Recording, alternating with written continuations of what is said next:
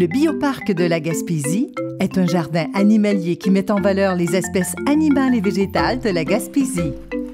Depuis 1998, le Bioparc accueille en saison estivale plus de 25 000 visiteurs et ouvre ses portes de juin à octobre.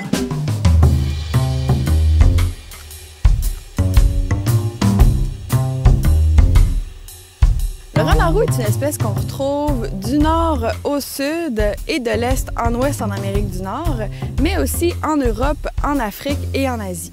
C'est l'espèce de canidé qu'on retrouve à la plus grande échelle sur la planète. On peut le retrouver dans toutes les sortes de milieux, les déserts, les montagnes, les champs et même les villes.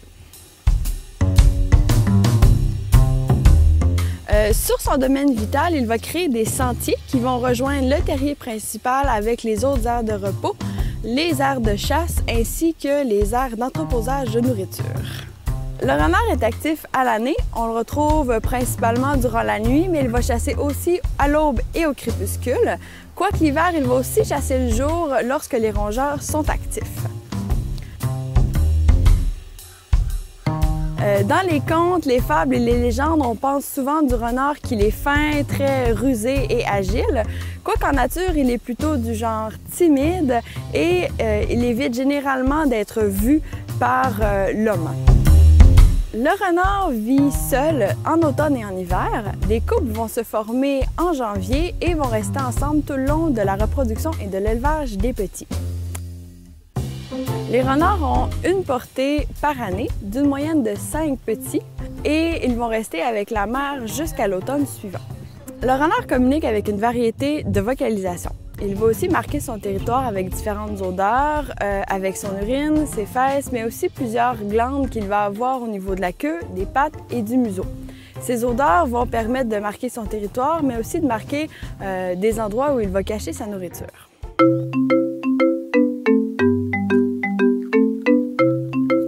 Le renard est omnivore, c'est-à-dire qu'il va manger un peu de tout et ça en fonction des saisons. Il va manger principalement des petits mammifères, des rongeurs, campagnols, souris, même des lièvres.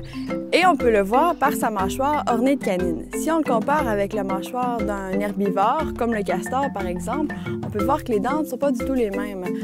Les herbivores vont avoir des dents beaucoup plus plates qui vont leur permettre de broyer les herbes, alors que le renard, lui, a vraiment des dents plus pour déchiqueter la nourriture. En plus de manger de la viande, le renard va aussi manger des fruits, des noix et des insectes. En hiver, le renard creuse le sol à la recherche de campagnols, mais aussi de fruits tombés des arbres. D'ailleurs, la principale technique de chasse du renard s'appelle le mulottage. C'est une technique où le renard va sauter très haut dans les airs et atterrir patte première directement sur sa proie. Saviez-vous que le renard roux n'est pas toujours roux? En fait, il y a différentes variétés de renards roux. Certains sont argentés, d'autres sont noirs et d'autres ont une fourrure un peu mélangée.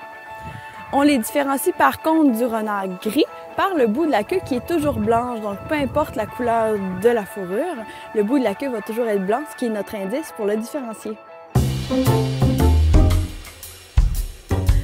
L'homme est le principal prédateur du renard. Bien sûr, on le chasse pour la fourrure, mais en nature, il a tout de même quelques prédateurs. Généralement, c'est les petits qui vont être prédatés. C'est pourquoi ils vont rester dans la tanière, près de la tanière et toujours être protégés par les parents. En nature, les prédateurs sont le coyote, les aigles, le lynx, l'ours et le cougar. Le renard joue un rôle très important dans son écosystème puisqu'il contrôle les populations de petits mammifères en mangeant en très grande quantité, mais aussi en dispersant les graines des petits fruits qu'il va manger et dispersés par ses excréments un peu plus loin. Avec les changements climatiques, le renard roux est en train d'étendre sa distribution très loin dans le nord, où il entre en compétition avec son cousin, le renard arctique. Comme il est plus gros et un peu plus agressif que son cousin, le renard roux va avoir les meilleurs terrains de chasse et va même aller jusqu'à chasser son cousin, le renard arctique. Par contre, le renard arctique est encore très bien adapté pour le grand froid de l'Arctique et va donc être capable de survivre durant les grandes tempêtes où le renard roux va devoir redescendre plus au sud.